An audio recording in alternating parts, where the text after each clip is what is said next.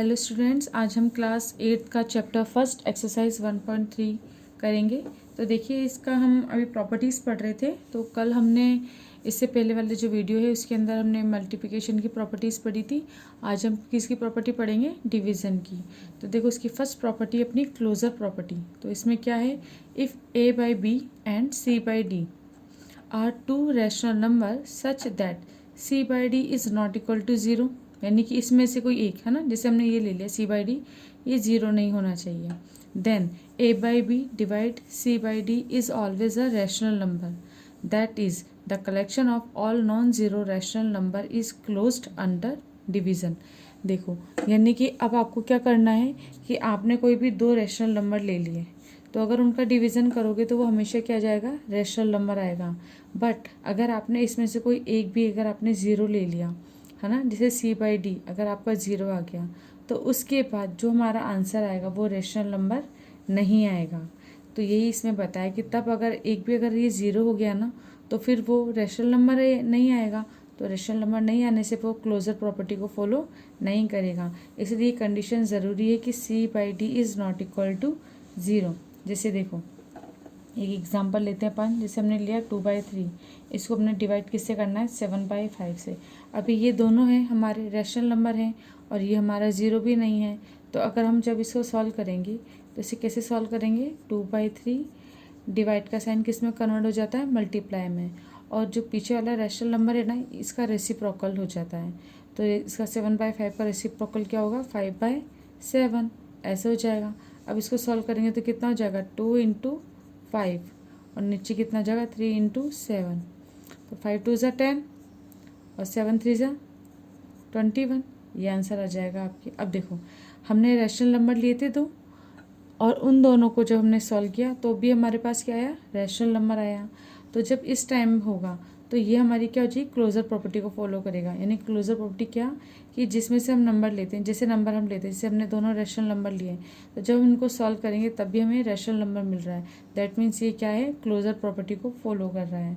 और इसी तरीके से जैसे हमने मानो एग्जाम्पल एक और लेते हैं अपन। अगर जैसे मैंने मानो ये ले लिया कि जैसे एक मानो लिया मैंने 5/7, एक इसको डिवाइड किया मैंने 2/3 से। तो अब देखो, अब इसको अगर मुझे सॉल्व करना है तो कैसे सॉल्व करेंगे? 5/7 डिवाइड का मल्टीप्लाई में कन्वर्ट हो जाएगा। पीछे वाले डिजिट का क्या हो जाएगा? रेसिप्रोकल। तो कितना जाएगा? 3/2। इसका आंसर कितना जाएगा? -5/5 इंटू 3, 7/7 है ना, ये 7 इंटू 2। देखो, -5 इंटू 3 अपॉन 7 इंटू 2 कर देंगे। ये कितना जाएगा? माइनस का माइनस, 5 3 ज़ा 15, 7 2 ज़ा 14। ये आंसर आ जाएगा आपके। तो ये दोनों रैशनल नंबर थे, इनको जब हमने सॉल्व किया तब भी हमें क्या मिला? Rational number. तो ये क्या हो जाएगा? क्लोजर प्रॉपर्टी को फॉलो करेगा। लेकिन अगर केस ऐसा आ जाए अपने पास, जिससे हमने लिया एक और, अब देखो ये अलग है, -5/7 डिवाइड बाय 0, कि हमने क्या करना है? 0 से डिवाइड। तो अब इसका आंसर कितना आ जाएगा? कि अगर हम इसका करेंगे तो देखो 1 है, इसके नीचे कुछ नहीं तो 1 आ गया, तो अभी तो ये 0 है। लेकिन जब हम इसे सॉल्व करेंगे तो 5/7 डिवाइड का साइन किस में हो जाएगा? कन्वर्ट मल्टीप्लाई में। अब इसका रेसिप्रोकल, तो 1/0 हो जाएगा। और 1/0 क्या होता है हमारा? इन्फिनिटी होता है। तो ये हमारे क्या हो जाएगा? Is not define. इसका जो आंसर आएगा, इसको हम 0 नहीं बोलेंगे, इसको हम क्या बोलेंगे? नॉट डिफाइन, है ना, या इन्फिनिटी भी बोलते हैं। नॉट डिफाइन बोल लो या इन्फिनिटी। इन्फिनिटी का मतलब भी यही होता है, नॉट डिफाइन। क्योंकि देखो 1/0 अब अपन ऐसे नहीं कर सकते कि -5 नीचे 7 इंटू 0 0, तो 1/0 या -5/0 भी कितना आ जाएगा अपना? Not define. वो इन्फिनिटी फॉर्म में आ जाता है। तो इसको अपन क्या बोलेंगे? Not define. तब जहाँ पे जब कोई वैल्यू, हमने दो रैशनल नंबर लिए लेकिन हमारा आंसर रैशनल नंबर नहीं आया, नॉट डिफाइन आ गया, तो फिर ये क्लोजर प्रॉपर्टी को फॉलो करेगा क्या? नहीं करेगा। ये क्लोजर प्रॉपर्टी को फॉलो ही नहीं किया, क्योंकि यहाँ पे रैशनल नंबर ही नहीं आया। इसलिए हम एक कंडीशन लगाते हैं कि c by D is not equal to 0। क्योंकि अगर c बाई डी को हमने 0 कर दिया, यानी कि हमने लास्ट वाला 0 कर दिया ना, c बाई डी इसको 0 कर दिया, तो हमारा आंसर कितना आ गया, नॉट डिफाइन आ गया। तो फिर वो क्लोजर प्रॉपर्टी को फॉलो नहीं करेगा। इसलिए यहाँ पे हम कंडीशन लगाते हैं कि C/D is not equal to 0, यानी कि अगर ये तब 0 नहीं होगा ना, तो फिर तो कुछ भी हो, कितने भी रेशनल नंबर आ जाएं, तब उनको अपन सॉल्व करेंगे तो हमेशा क्या मिलेगा, हमको रेशनल नंबर मिलेगा। और तब फिर वो क्या करेगा, हमारी क्लोजर प्रॉपर्टी को फॉलो करेगा। तो इस तरीके से ये अपना प्रॉपर्टी आपको अच्छे से समझ में आई होगी। अब नेक्स्ट प्रॉपर्टी है अपनी कम्यूटेटिव प्रॉपर्टी। देखिए नेक्स्ट प्रॉपर्टी कम्यूटेटिव प्रॉपर्टी, इसमें क्या है, division is not commutative for rational number that is A/B divide by C/D is not equal to C/D divide by A/B for any two rational number A/B and C/D। देखो अब जैसे हम कोई भी example लेते हैं कि हमने लिया जैसे -2/3, इसको डिवाइड हमें किससे करना है, 3/4 से करना है। तो इसका आंसर कितना आ जाएगा, -2/3, डिवाइड का साइन किस में कन्वर्ट हो जाएगा, मल्टीप्लाई में, और पीछे वाला जो है हमारा ये क्या हो जाएगा, इसका रेसिप्रोकल। तो कितना आ जाएगा, 4/3। अब इसको करो तो -2 × 4, 3 × 3 कितना आ जाएगा, -8 और नीचे 9, -8/9 है। अब अगर हम इसका जस्ट ऐसा करें, देखो अभी तो ये करा ना हमने, अब हमें ये करना है, यानी इसको आगे कर दो। अब 3/4 इज़ डिवाइडेड बाय -2/3। तो अब देखो अब हम वापस करेंगे तो ये चीज़ आएगी क्या हमारी, हमने क्या लिखा, 3/4 इंटू, अब -2/3 है ना, तो इसका रेसिप्रोकल हो जाएगा, तो कितना जगह 3/-2 हो जाएगा। तो अब हम करेंगे तो कितना जगह 3 × 3, 4 × -2 कितना आ जाएगा, 9/-8। तो ये आ गया हमारा 9/-8। तो अब इधर देखो ऊपर तो कितना था हमारा -8/9 और यहाँ पे कितना है 9/-8। तो जैसे यहाँ पर दोनों नॉट इक्वल है ना, तो ये हमारे इक्वल होंगे क्या, ये हमारे इक्वल नहीं होंगे। जैसे हम यहाँ पे लिखते हैं -2/3 is divided by 3/4 is not equal to कितना हो जाएगा, 3/4 इज़ डिवाइडेड टू -2/3, नहीं होगा ना, क्योंकि इसका जब हमने सॉल्व किया तो कितना आया हमारे -8/9, और इसको सॉल्व किया हमने तो हमारा कितना आया 9/-8। अब ये दो देखो ये दोनों हमारे अलग अलग है ना, तो इज़ नॉट इक्वल टू। तो हम क्या बोल सकते हैं कि डिवीज़न में कम्यूटेटिव प्रॉपर्टी फॉलो नहीं होती है, जबकि मल्टीप्लिकेशन में कम्यूटेटिव प्रॉपर्टी हमारी फॉलो होती थी। यानी उसमें क्या होता था, मल्टीप्लिकेशन में देखो जैसे हम लिखते थे ना कि 2 × 3 है ना, ये 2/3 × 3/2 ऐसा करेंगे हम, तो कितना आ जाएगा, 3 × 2 = 6, 3 × 2 = 6, इसे 4 कर दो है ना, तो कितना आ जाएगा 12, 6/12। अब अगर उल्टा भी करेंगे 3 × 2 या है ना 4 × 3, तब भी हमारे कितना आएगा 6/12। तो ये क्या है हमारा मल्टीप्लिकेशन में तो हमारी क्या होती है, कम्यूटेटिव प्रॉपर्टी फॉलो हो जाती है, लेकिन डिवीज़न के अंदर नहीं होती। तो आपको याद रखना है कि डिवीज़न में क्यों नहीं हो रही, क्योंकि इन दोनों का क्या जाता है, जब रेसिप्रोकल करते हैं तो अलग अलग वैल्यू आती है। तो हमारे क्या हो जाएगा, डिवीज़न के अंदर कम्यूटेटिव प्रॉपर्टी फॉलो नहीं होगी। और डिवीज़न में भी क्लोजर प्रॉपर्टी कब फॉलो नहीं होगी, जब C/D हमारा क्या हो जाएगा 0, तो हमारी कम्यूटेटिव ये क्लोजर प्रॉपर्टी फॉलो नहीं होगी। अदरवाइज क्लोजर प्रॉपर्टी फॉलो हो जाएगी, but commutative property follow division के लिए नहीं होती है। नेक्स्ट प्रॉपर्टी है अपनी एसोसिएटिव प्रॉपर्टी। इसमें क्या आता है हमारा, division is not associative for rational number that is A/B is divided bye C/D divided E/F is not equal to A/B divided C/D and divided E/F for any 3 rational number A/B C/D E/F। अब देखो ये क्या होगा, associative property भी division में follow नहीं करती है। कैसे नहीं करती है, अब देखो जैसे हम अपनी मर्जी से कुछ भी ले लेते हैं रैशनल नंबर, जैसे हमने लिया 2/3 इज़ डिवाइडेड 4/5 इज़ डिवाइडेड 6/5 ऐसे, 6/5 नहीं तो अपन यहाँ पे क्या लिख लेते हैं, आप 16 लिखो, 16/2 इस तरीके से लिख देते हैं, ठीक है, ये है। अब यहाँ पर हमने क्या कहते हैं एसोसिएटिव, यानी भी हमने यहाँ ब्रैकेट लगाया, तो अब इज़ नॉट इक्वल टू, अब हम इन दोनों को ब्रैकेट लगा लेते हैं, जैसे 2/3 divide by 4/5 is divided bye 16/2 इस तरीके से। अब देखो उनको सॉल्व करो, एक जैसे आएंगे क्या, देखो ये कितना आ जाएगा अपना, ये 2/3 डिवाइडेड, अब इन दोनों को करेंगे तो 4/5, ये डिवाइड का मल्टीप्लाई में ये रेसिप्रोकल हो जाएगा, 2/16 आ जाएगा।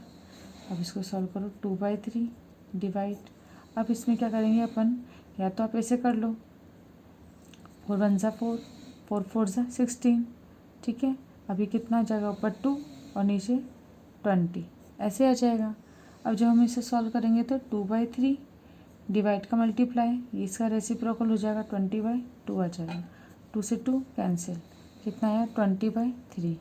अब इसी तरीके से यहाँ पर है ना, इज़ नॉट इक्वल टू, इन दोनों को करते हैं सॉल्व। पहले जो ब्रैकेट में आता है ना, सबसे पहले उसको सॉल्व करते हैं। तो इनको सॉल्व करेंगे, कितना जाएगा 2/3 डिवाइड का मल्टीप्लाई में पीछे वाली डिजिट रेसिप्रोकल हो जाएगी, फिर बाकी का एज इट इज़। अब देखो इज़ नॉट इक्वल टू, ये कितना है 2/3, इसका मल्टीप्लाई कर दो डायरेक्ट, 5 2 ज़ा 10, नीचे 3 4 ज़ा 12 divide by 16/2 is not equal to. अब देखो कितना है 10/12 डिवाइड का मल्टीप्लाई, इसका रेसिप्रोकल हो जाएगा तो 2/16 हो जाएगा।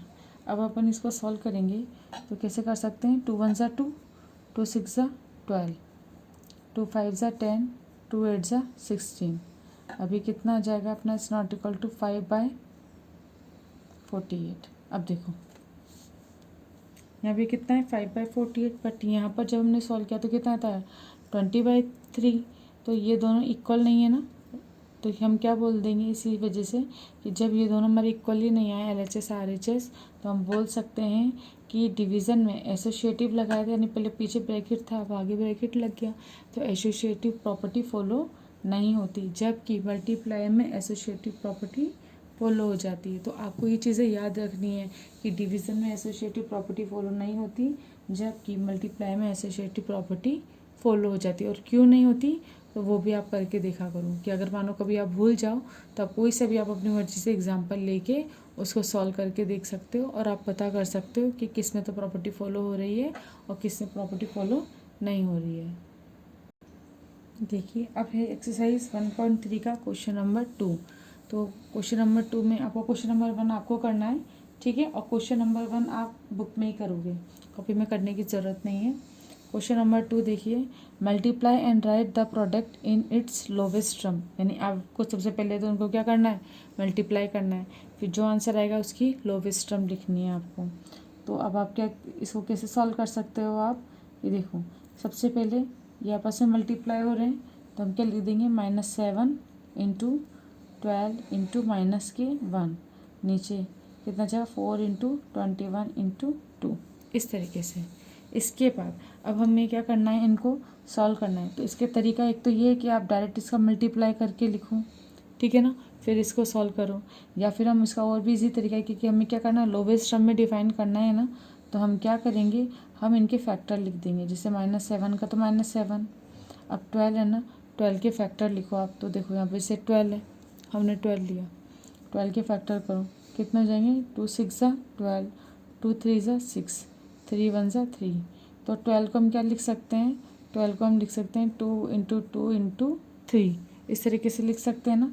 तो 12 की जगह आप क्या लिखोगे 2 इंटू 2 इंटू 3 इंटू -1। अब नीचे 4 को हम कैसे लिख सकते हैं, 2 इंटू 2, 2 2 ज़ा 4 इंटू, अब से 21 है तो 21 देखो कितने टाइम जाए 3, 3 कितने टाइम जाता है 7 टाइम, 3 7 ज़ा 21, फिर 7 1 ज़ा 7। तो 21 को हम क्या लिख सकते हैं 3 इंटू 7 लिख सकते हैं ना। तो हम अब 21 की जगह क्या लिखेंगे 3 इंटू 7 इंटू 2, इस तरीके से। यानी कि आपको जो क्वेश्चन है उसको आपकी क्या कर देना है, आपको फैक्टर करके ऐसे करके लिख देना है। अब देखो इस 2 से ये 2 कैंसिल हो गया, इस 2 से ये 2 कैंसिल हो गया, इस 3 से ये 3 कैंसिल हो गया, ये -7 है ना, इस -7 से 7 कैंसिल हुआ, तो यहाँ पे कितना है अपना -1। ऐसा मत कर देना 7 से 7 कैंसिल और ये माइनस को भूल जाओ, माइनस तो है ना, -1। अब और कुछ कट रहा है क्या, नहीं, तो देखो माइनस और माइनस मल्टीप्लाई हो जाएगा तो कितना हो जाएगा 1, और नीचे कितना बचा 2, तो 1/2 आपका क्या आ जाएगा, आंसर आ जाएगा। देखिए नेक्स्ट क्वेश्चन है question number 3, identify the property illustrate in the following statement. अब आपको ये दे रखा है, इसमें आपको देखना है कि आपको अलग अलग क्वेश्चंस देंगे इसमें, और आपको ये बताना है कि इसके अंदर कौन सी प्रॉपर्टी फॉलो हो रही है। तो देखो x into -4/11 is equal to -4/11 into x, यानी देखो पहले ये x यहाँ था, अब x पीछे आ गया ना, तो ये दोनों इंटरचेंज हो गए, x is the rational number. तो ये कौन सी प्रॉपर्टी होती है जिसमें ये आपस में एक दूसरे से इंटरचेंज हो जाते हैं? कौन सी प्रॉपर्टी होती है? वो कम्यूटेटिव प्रॉपर्टी होती है ना, यानी एक्स और वाई, जिसे हमने लिखा था ना 2 × 3 = 6। 3 × 2 भी कितना होता है? 6। दोनों इक्वल हैं। तो ये जब इंटरचेंज हो जाती है तो कौन सी प्रॉपर्टी होती है अपनी? ये कम्यूटेटिव प्रॉपर्टी होती है। तो हम इसमें बस हमें ये लिखना है कि कौन सी प्रॉपर्टी है। तो इसका आंसर कितना आ जाएगा? It is commutative property of, अब देखो मल्टीप्लिकेशन में है ना, तो बस लिख दो मल्टीप्लिकेशन, इस तरीके से। तो इस तरीके से क्वेश्चन नंबर ये हो जाएगा। नहीं बस आपको आंसर लिखना है इसमें से जितने भी क्वेश्चन दे रखे हैं ना, सब में आपको बस इसकी क्या पहचाननी है? आपको इनकी आइडेंटिटी पहचाननी है। 11/18 × 0 = 0। अब देखो ये 0 आ गया, तो मैंने आपको क्या बताया था, कोई भी एक है रैशनल नंबर, अगर C/D इस 0 हो जाता है तो ये पूरा कितना हो जाएगा अपना? 0। तो अब अपना कितना है, जैसे हमने कोई भी एक डिजिट है उसको अगर हम 0 से मल्टीप्लाई करेंगे तो अपना क्या आंसर आ जाता है? 0। तो जब भी अपना 0 आंसर आ जाता है तो उसे अपन क्या बोलते हैं? ज़ीरो प्रॉपर्टी बोलते हैं। तो ये कितना आ जाएगा अपना? देखो अब ये 0 हो गया, तो फिर अब इसको क्या बोलेंगे अपन? It is property of 0। तो बस क्वेश्चन के अंदर जो जो प्रॉपर्टी लग रही है हमें बस वो प्रॉपर्टी लिखनी है। क्वेश्चन नंबर 4 है अपना, verify the property x × y = y × x for the given value of x and y। तो अपन को बताना है कि ये जो प्रॉपर्टी है हमको x और y की वैल्यू दे रखी है, तो ये प्रॉपर्टी फॉलो इसको कर रही है क्या नहीं कर रही। तो जैसे हमने लिया x × y = y × x, हमको इस प्रॉपर्टी को फॉलो करना है। तो x × y की जगह हम क्या रख देंगे? -4/7 × 2/3 = y की जगह 2/3 × -4/7। तो अब देखो कितना कर देंगे? -4 × 2 7 × 3, यहाँ पे कितना हो जाएगा? 2 × -4 3 × 7 कर दीजिए, माइनस का 8 आ जाएगा 21, माइनस का 8 21। RHS RHS इक्वल हो गई, तो ये प्रॉपर्टी अपनी क्या हो जाएगी? फॉलो हो जाएगी। इसी तरह से इसका बी पार्ट आपको होमवर्क में करना है। बी पार्ट इसका जो है ये आप किसके लिए? होमवर्क के लिए। अब है क्वेश्चन नंबर 5, इसमें भी आपको ऐसे ही करना है कि वेरीफाई द प्रॉपर्टी।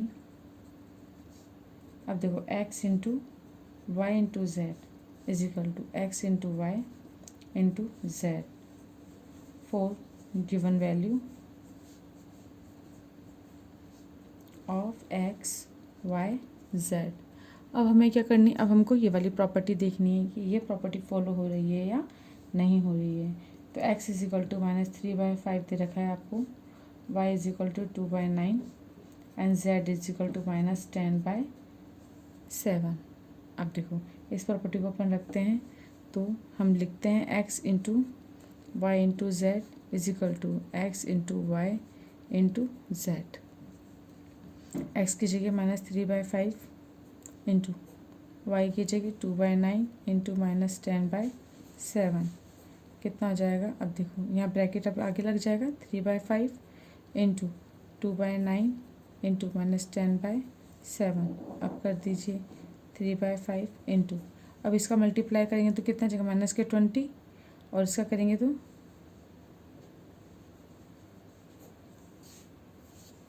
अब देखो इधर हो गया। अब हमें इसको मल्टीप्लाई करना है, तो माइनस माइनस अपने कितना हो जाएंगे? आपके यहाँ पे प्लस आ जाएगा, और आप इसको या तो पहले ऐसे लिख लो 3 × -20 5 × 63।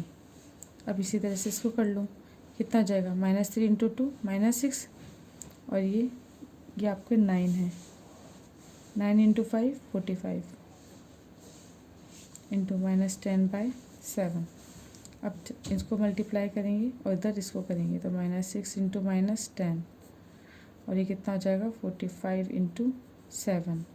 तो इसकी वैल्यू क्या आ जाएगी? अब आपके पास देखो माइनस माइनस प्लस हो जाएंगे तो कितना हो जाएगा? 60, और ये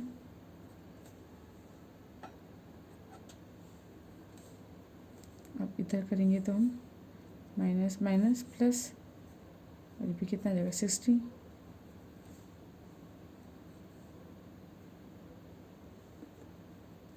जब हमने इसको मल्टीप्लाई तो क्या है 315 315 दोनों तरफ इक्वल आ गया ना, LHS RHS, तो ये वेरीफाई हो गया। तो हम कर लेते हैं वेरीफाइड, तो ये आपके आंसर आ जाएगा। यानी आपको क्या करना है, सिंपली कुछ नहीं करना है। क्वेश्चन नंबर 4, क्वेश्चन नंबर 5 और क्वेश्चन नंबर 6 ये सब एक जैसे हैं। बस आपको ये जो कंडीशन दे रखी है ना, इस कंडीशन के अंदर आपको x और y की वैल्यू रखनी है और LHS और RHS को आपको लेके आना है कि इक्वल है अगर, तो ये वेरीफाई हो जाएगा। ठीक है, तो अब इसके क्वेश्चन आप कीजिएगा, इसका बी पार्ट आपको होमवर्क में करना है। तो आज की वीडियो अपन यहीं पे कंप्लीट करते हैं। इसके नेक्स्ट क्वेश्चन हम नेक्स्ट वीडियो में डिस्कस करेंगे।